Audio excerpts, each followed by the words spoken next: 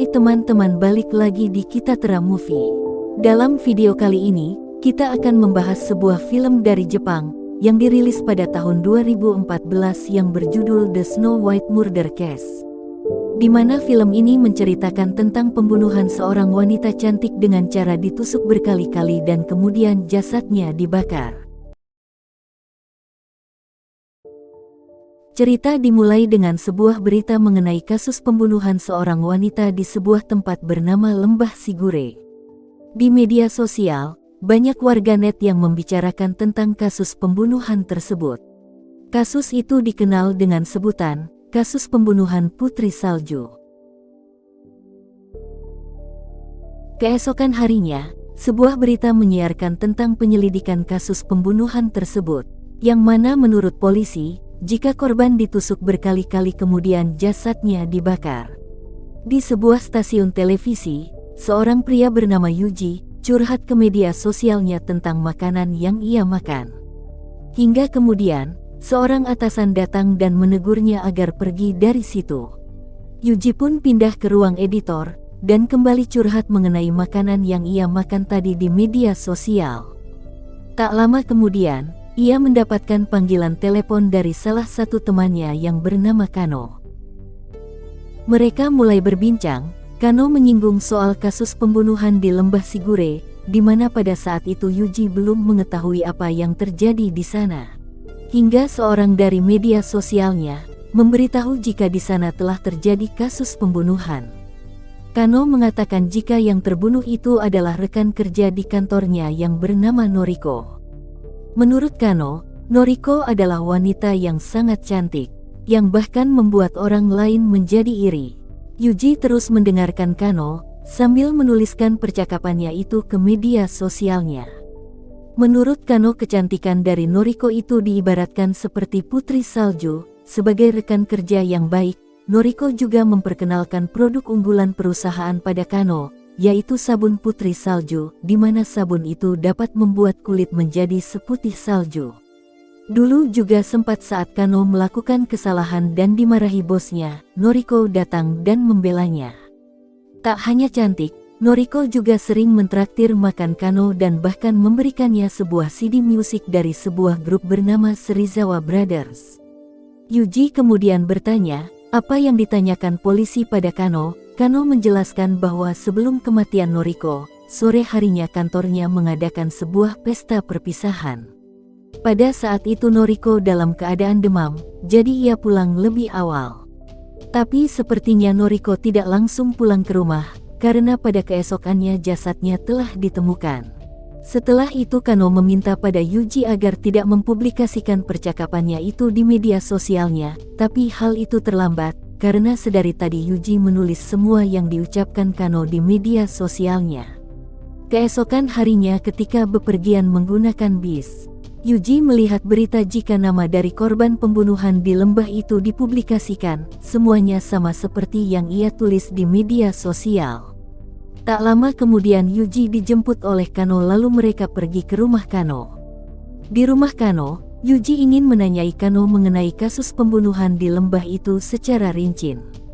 Kano mulai menjelaskan tentang kisahnya itu. Kano menduga jika yang menjadi pembunuh Noriko itu adalah Miki, teman satu kantornya juga. Noriko dan Miki sering bekerja sama di kantor, namun ia kerap kali dibanding-bandingkan, dan menurut Kano mungkin itu yang menjadi alasan Miki membunuh Noriko. Pernah juga dulu saat bosnya datang Noriko yang disuruh untuk menemani tamu, sedangkan Miki hanya disuruh untuk membuat minuman.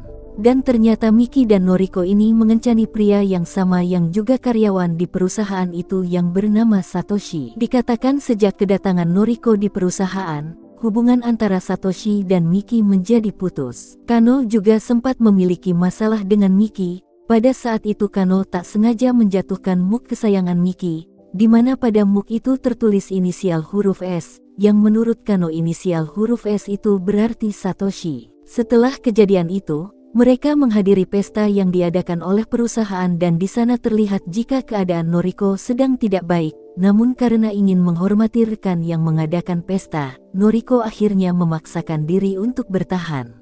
Rekan yang lain juga turut memuji Noriko adalah orang yang baik. Selesai pesta, karena dirasa sudah tidak tahan, Noriko akhirnya pulang duluan, disusul dengan Miki yang juga hendak pulang. Di tengah perjalanan, Miki yang pulang menggunakan mobil menawari tumpangan pada Noriko yang sedang berjalan kaki. Tawaran itu pun diterima oleh Noriko, yang dimana pada saat itu ada seseorang yang melihat Noriko masuk ke dalam mobil Miki. Tak dibawa ke rumah, Miki membawa Noriko yang sedang tertidur ke lembah. Miki bersiap dengan guntingnya untuk membunuh Noriko. Setelah itu salah satu teman Kano juga sempat melihat Miki lari dengan terburu-buru menuju stasiun. Mobil Miki pun ditemukan di parkiran dekat stasiun. Dan sejak saat itu Miki tak pernah lagi muncul. Kano melanjutkan cerita, dulu pada saat terjadi pencurian di kantor, rekannya mencurigai Miki sebagai pelakunya. Rekannya ini bernama Emi. Yuji segera menemui Emi untuk mewawancarainya. Emi ini dikenal sebagai orang yang suka bergosip, jadi jika ada rumor di kantornya pasti ia yang akan selalu disalahkan.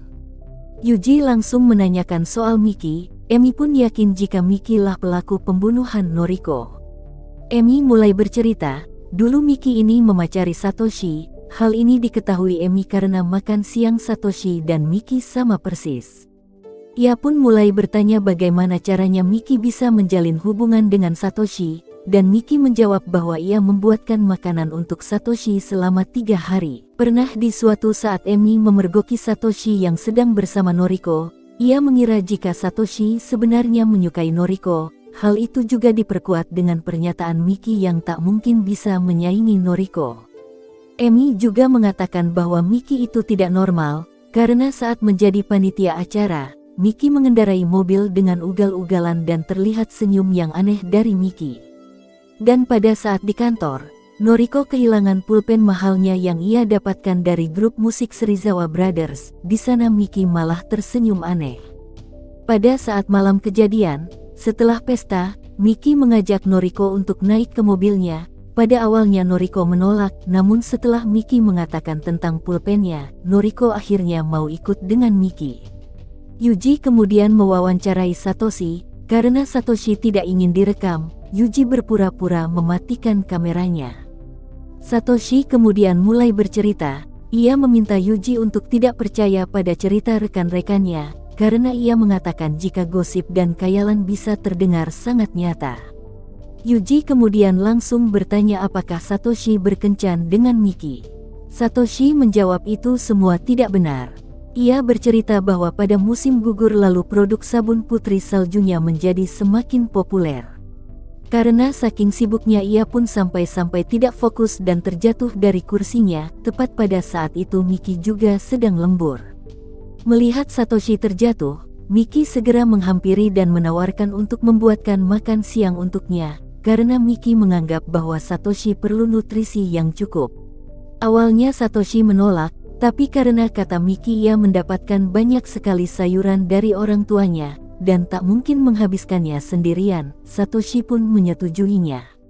Keesokan harinya Miki mulai membawakan Satoshi makan siang. Merasa tidak enak hati, Satoshi ingin membayar makanan yang telah dibuat Miki, namun Miki menolaknya. Keesokan harinya kembali Miki membawakan makan siang untuknya. Bahkan sampai ke kediaman Satoshi Miki juga mengiriminya makanan. Suatu hari Satoshi mengatakan pada Miki untuk tidak lagi membawakannya makan siang, karena ia sudah punya pacar. Miki bertanya apakah pacar Satoshi itu adalah Noriko. Satoshi pun mengiyakannya. Setelah Satoshi, kini kembali Yuji mewawancarai rekan kerja dari Miki. Pada saat itu ia sedang menunggu taksi yang tak kunjung datang. Lalu ia melihat Miki yang berlari sangat kencang menuju stasiun dengan membawa tas besar.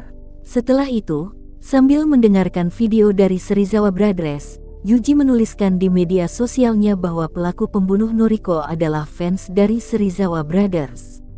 Di media sosial juga banyak yang mengaitkannya dengan kejadian insiden salah satu personil Serizawa Brothers yang tangannya sempat terluka.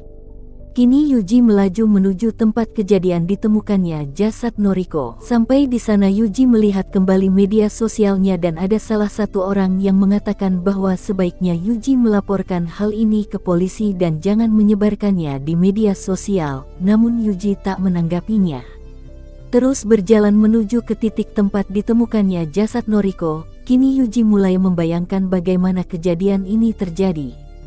Pada malam itu Noriko berusaha lari dari kejaran Miki, namun dalam keadaan yang kurang sehat, Noriko tidak bisa lari dengan maksimal.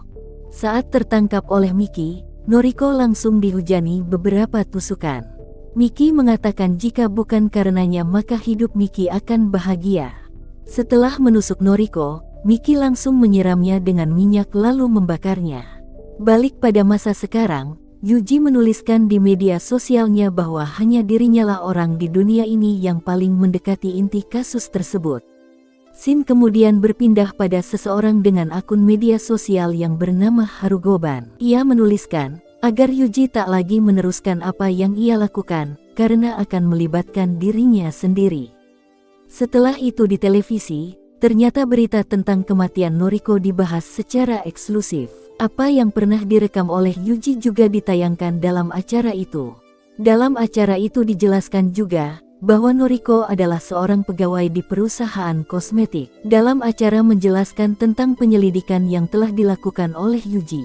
Mulai dari wawancaranya dengan Kano yang mengatakan bahwa 3 bulan sebelum kejadian, terjadi pencurian secara tidak wajar di perusahaan itu. Mulai dari kue di dalam kulkas, pembalut di loker, barang-barang di meja, bahkan hingga produk dari perusahaan itu sendiri yaitu sabun putri salju. Lalu wawancaranya dengan Emi yang mengatakan terjadi pencurian pulpen mahal milik Noriko. Disebutkan bahwa pelakunya adalah Miki, namun pihak TV hanya menyebutkan inisial namanya saja, dan wajah Miki pun juga disensor. Kano dan Emi juga menyebutkan jika Miki sebelumnya menjalin hubungan dengan Satoshi, namun setelah itu Satoshi direbut oleh Noriko. Namun dalam pengakuan Satoshi, ia mengatakan bahwa tidak pernah menjalin hubungan dengan Miki. Emi juga mengatakan bahwa Miki pernah berkata, jika ia tak akan bisa menyaingi Noriko. Seseorang juga menyaksikan Noriko yang masuk ke dalam mobil Miki pada saat malam kejadian. Dan karyawan yang lain juga melihat Miki berlari dengan cepat sambil membawa tas besar ke stasiun. Dan setelah saat itu keberadaan Miki tidak diketahui. Acara TV itu juga terus membahas kasus itu lebih mendalam. Acara TV itu berhasil menarik minat banyak penonton, hingga atasan Yuji memuji hasil kerjanya. Di media sosial Yuji juga membanggakan hasil kerja yang ia lakukan, hingga salah satu akun yang bernama Harugoban mengetahui Yuji bekerja di stasiun TV tersebut. Kasus itu jadi perbincangan hangat di media sosial. Yuji dan rekan-rekannya kemudian merayakan keberhasilannya dengan makan bersama dan minum-minum. Kano yang juga melihat acara itu jadi berkomentar di media sosial milik Yuji, karena Yuji tanpa seizinnya menyiarkan percakapannya dulu.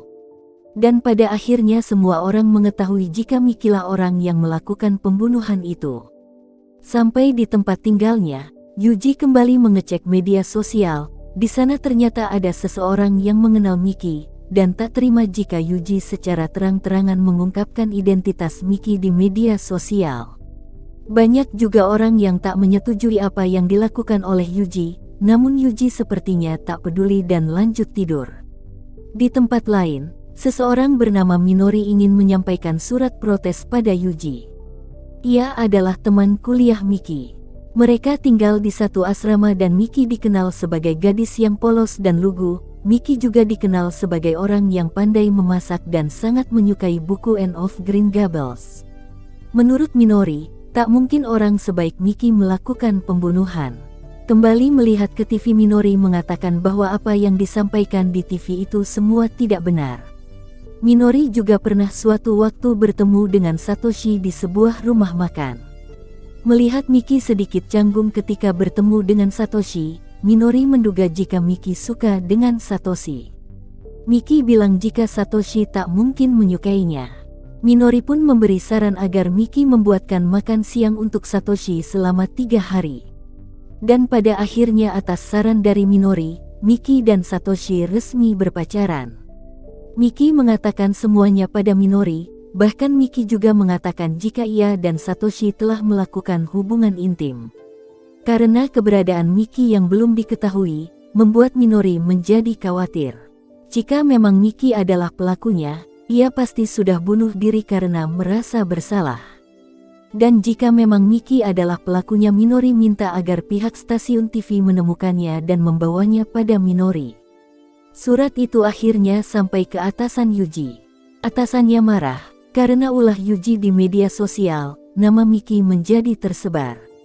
Keesokan harinya, Yuji kembali pergi untuk mencari informasi tentang kasus ini. Di media sosial, Minori menuliskan jika Miki temannya dituding sebagai pelaku pembunuhan dan ia juga sudah melayangkan surat protes ke pihak TV. Beberapa teman yang kenal dengan Miki juga ikut berkomentar dan mendukung apa yang dilakukan Minori. Seseorang juga mengunggah foto dari Yuji. Kemudian Yuji mewawancarai dua orang teman Miki sewaktu SMP. Seorang teman menunjukkan buku tahunan SMP-nya. Di buku itu Miki menuliskan, apakah hal yang baik akan datang di masa kuliah. Teman yang satu juga mengatakan bahwa Miki sangat pandai dalam memotong ikan. Ia juga mengatakan jika dulu Miki juga disebut si pengutuk. Karena pada saat SMP dulu Miki pernah mengutuk seorang pria teman kelasnya yang juga merupakan kapten tim sepak bola, hingga mengalami kecelakaan. Langsung saja Yuji mewawancarai pemain tim sepak bola itu. Ia mengatakan bahwa kecelakaan yang terjadi padanya bukan disebabkan karena kutukan yang diberikan Miki, itu hanyalah kecelakaan biasa. Beralih pada seorang warga di tempat Miki tinggal dulu. Ibu itu mengatakan jika sewaktu kecil Miki dan seorang temannya yang bernama Yuko pernah melakukan sebuah ritual kutukan pada sebuah kuil, hingga menyebabkan kuil itu terbakar. Langsung saja Yuji mewawancarai Yuko yang merupakan teman masa kecil Miki. Yuko membenarkan jika sewaktu kecil ia melakukan ritual kutukan dengan Miki. Mereka membuat potongan kertas berbentuk manusia lalu menusukkannya dengan jarum pentul dan kemudian dibakar. Sambil bermain game Yuko kembali menceritakan kisahnya. Yuko menyebut Miki dengan sebutan N karena Miki menyukai buku yang berjudul Anne of Green Gables dan Miki menyebut Yuko Diana. Cerita terus berlanjut, pada saat kecil dulu ada seorang anak bernama Akane yang sering kali membuli Yuko dengan sebutan Gurita, hingga semua temannya memanggilnya dengan sebutan Gurita, tak terkecuali sang guru. Namun berbeda dengan Miki, ia memberlakukan Yuki sebagai seorang sahabat. Dari jendela kamarnya, Yuko bisa melihat Miki di rumahnya.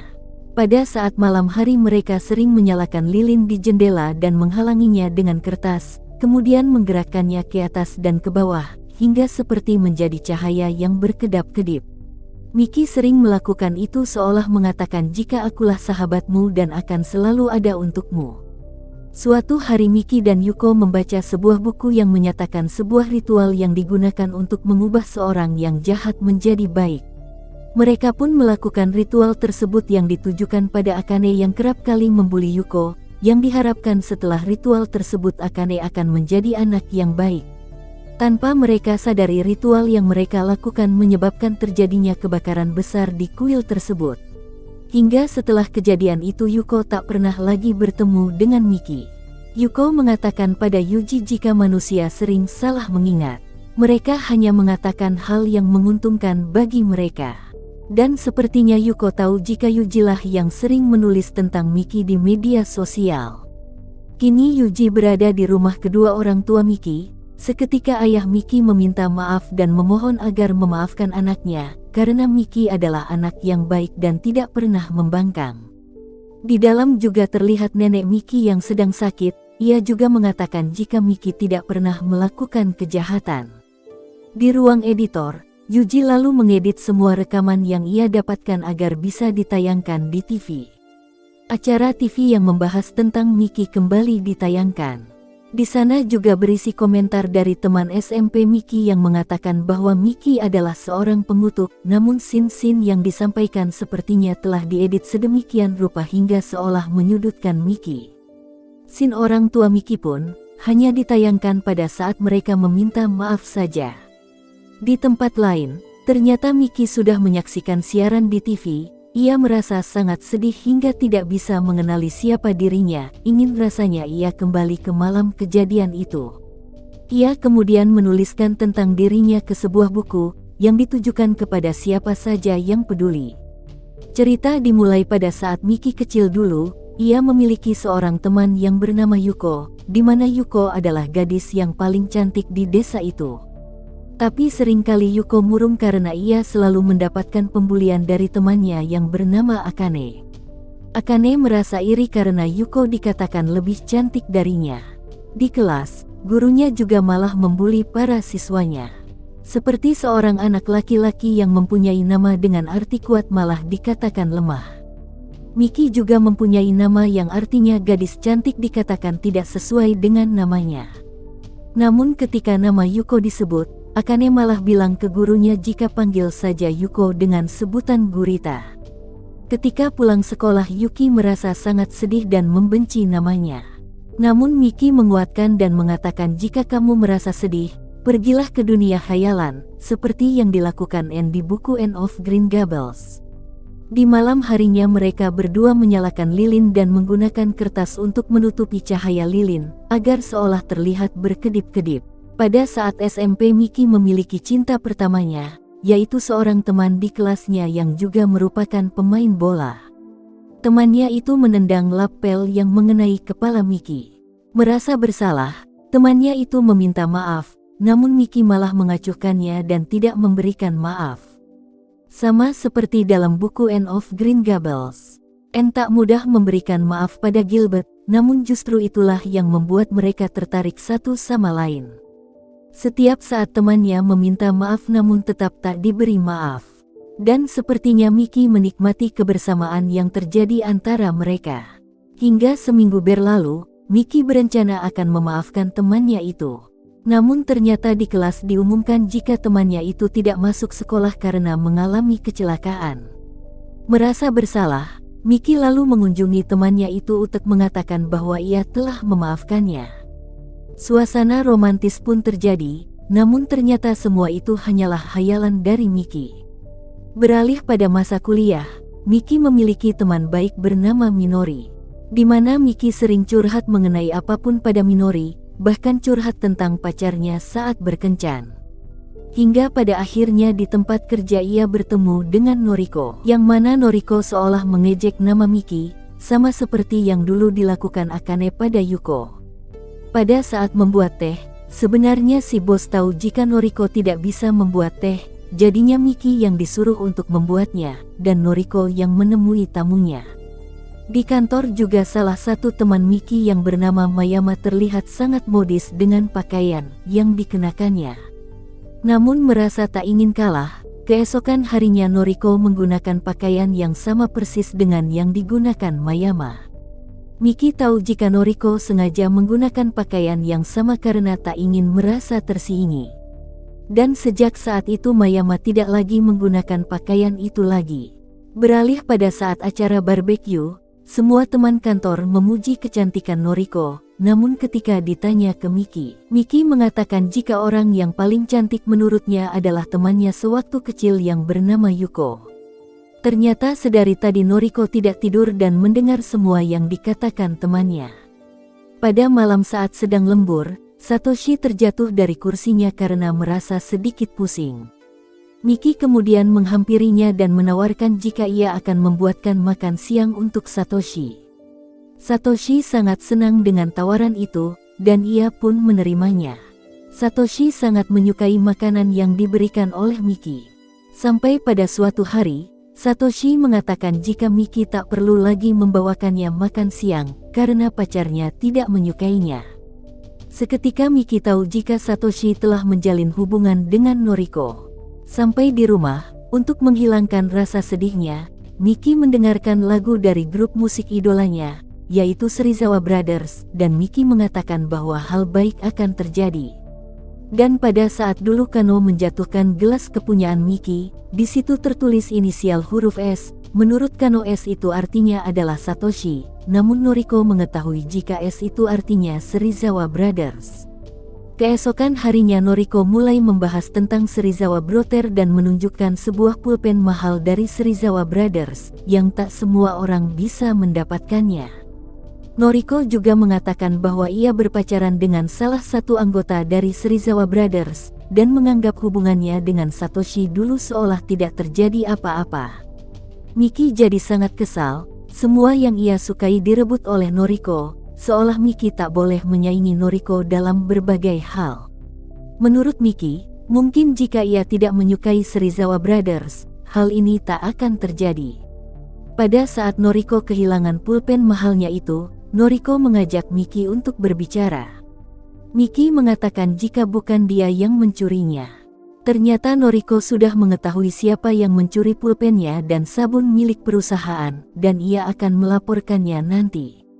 Pembicaraan pada saat itu adalah mengenai konser yang akan diadakan Serizawa Brothers di Tokyo, di mana grup musik itu sangat jarang mengadakan konser, jadi Miki sangat menginginkan tiket konsernya. Namun niatnya diurungkan karena mengetahui tiketnya sudah habis terjual. Namun di situ Noriko bilang jika ia mempunyai tiketnya, yang ia dapatkan dari salah satu anggota grup musik itu. Karena ia merasa agak demam dan tak mungkin bisa datang. Noriko menawarkan tiket itu pada Miki dan akan memberikannya besok hari. Miki terlihat sangat senang, karena bisa menonton konser musik dari grup favoritnya. Namun besok itu adalah hari perpisahan dari salah satu temannya. Setelah berkoordinasi dengan temannya, Miki berencana akan pergi ke konser itu, setelah pesta perpisahan temannya, dengan menggunakan kereta ekspres. Keesokan harinya, tiba-tiba Noriko bilang pada Miki jika ia sudah baikan dan akan pergi untuk menonton konser Serizawa Brothers. Noriko juga akan mengganti uang Miki yang dipakai untuk membeli tiket kereta. Tentu saja Miki merasa kecewa karena tak dapat menyaksikan konser dari grup musik favoritnya. Lalu datanglah Kano, ia menduga pasti sedihnya Miki dikarenakan oleh Noriko. Karena ternyata Kano juga punya masalah dengan Noriko. Setelah saling curhat mengenai konser Serizawa Brothers yang tidak jadi ditontonnya, Kano menyarankan sebuah ide agar Miki bisa tetap menontonnya. Rencananya adalah Kano akan memberikan Noriko obat demam yang akan membuatnya mengantuk.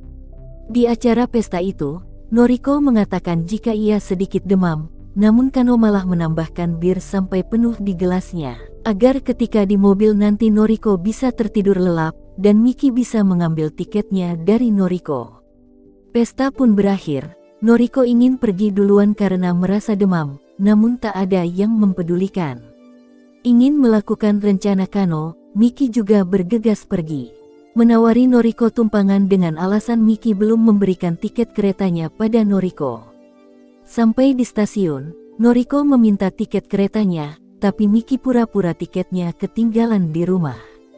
Jadi mereka langsung tancap gas ke rumah Miki. Sampai di rumahnya Miki berpura-pura untuk mengambil tiket keretanya. Dan kembali ke mobil, Miki melihat Noriko sudah tertidur. Miki kemudian memarkirkan mobilnya di parkiran dekat stasiun.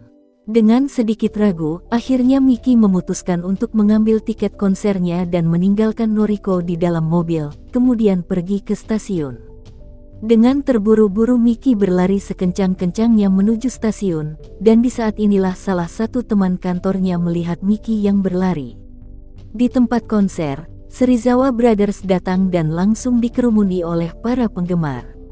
Miki yang ingin menyentuh idolanya, tak sengaja terdorong oleh penggemar yang lain, hingga menyebabkan salah satu anggota grup musik itu terjatuh. Merasa ketakutan, Miki akhirnya meninggalkan tempat itu, kemudian mencari sebuah penginapan untuk menenangkan diri. Di web resmi Serizawa Brothers, Miki melihat bahwa berita tentang kejadian itu telah tersebar. Untuk menjernihkan pikirannya, Miki memutuskan untuk tidur. Namun keesokan harinya ia mendengar berita tentang kematian Noriko di TV. Setelah menyelesaikan tulisannya, karena merasa sangat depresi, Miki akhirnya memutuskan untuk bunuh diri dengan cara menggantungkan diri. Belum selesai melakukannya, berita di TV menyebutkan jika pelaku sesungguhnya adalah Kano, dan pada akhirnya Miki mengurungkan niatnya untuk bunuh diri. Kano juga telah mengakui bahwa dia jugalah yang selama ini melakukan pencurian di kantor. Jadi pada saat bersama Noriko di pabrik sabun, Noriko memang memberikan Kano satu sabun sebagai sampel. Kano juga jadi ketagihan untuk mencuri produk sabun putri salju, tak hanya itu kue di dalam kulkas juga tak luput jadi sasarannya. Ketika semua orang ribut tentang siapa pelaku yang mencuri kue, Kano berpura-pura juga seolah ikut mencari pelakunya. Kano mengakui bahwa ketika melihat respon orang lain dalam kasus pencurian, bisa menghilangkan stresnya saat bekerja. Ketika pulpen Noriko hilang, ternyata Kano yang mengambilnya, dan ia pura-pura juga seolah mencari pelakunya. Namun siapa sangka semua yang dilakukannya itu sudah diketahui oleh Noriko. Karena takut ketahuan, Kano merasa gelisah, kemudian memanfaatkan Miki yang digunakan sebagai kambing hitam. Ketika itu, Kano mengambil mobil Miki dan membawanya ke lembah. Noriko yang sudah terbangun pun kaget, karena di sebelahnya sudah ada Kano. Merasa dalam bahaya, Noriko mencoba lari, namun karena sempoyongan, Noriko tidak bisa lari dengan baik. Kano mulai mengejar dengan membawa pisau. Karena keadaan Noriko yang masih sempoyongan, tak sulit bagi Kano untuk mendapatkannya. Dan langsung saja Kano menikam Noriko berkali-kali hingga tewas. Tak puas dengan itu, Kano mengambil peralatan barbeque yang ada di dalam mobil Miki, lalu membakar jasad Noriko. Kemudian setelah itu, untuk menghilangkan kecurigaan, ia langsung menghubungi temannya yang seorang reporter di sebuah stasiun TV. Kano berusaha mengarahkan agar temannya itu percaya padanya, jika pelakunya adalah Miki. Hal ini dilakukan Kano semata-mata hanya agar ia tidak kehilangan pekerjaannya. Selanjutnya, karena pemberitaan Tempo Hari yang menyudutkan Miki, stasiun TV itu akhirnya meminta maaf. Di media sosial juga ramai orang yang menghujat Yuji, dan terlihat atasan mereka sangat marah. Scene kemudian menunjukkan Miki yang kembali ke rumah orang tuanya untuk menghadiri upacara kematian neneknya. Segera setelah mendoakan mendiang neneknya, Miki bergegas menuju kamarnya tanpa menghiraukan kedua orang tuanya. Di dalam kamar, dari kejauhan Miki melihat cahaya kedap-kedip, yang ia tahu jika itu berasal dari rumah Yuko. Yang seolah Yuko mengatakan, "Aku selalu ada di sini untukmu."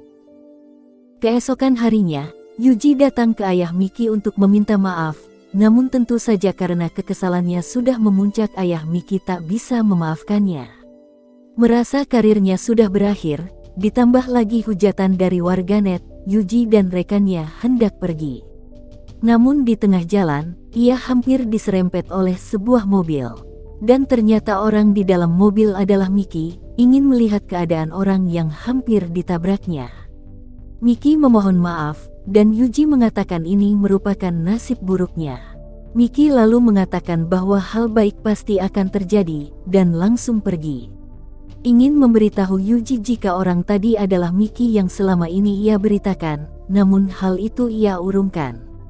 Dan sebenarnya di dunia nyata Miki dan Yuji ini tidak saling kenal. Dan akhirnya film pun selesai. Terima kasih bagi teman-teman yang telah menyaksikan video ini hingga akhir. Jika ada saran dan kritik silahkan sampaikan pada kolom komentar. Dan bantu kami untuk mengembangkan channel ini dengan cara subscribe dan like video ini. Sampai jumpa pada video selanjutnya.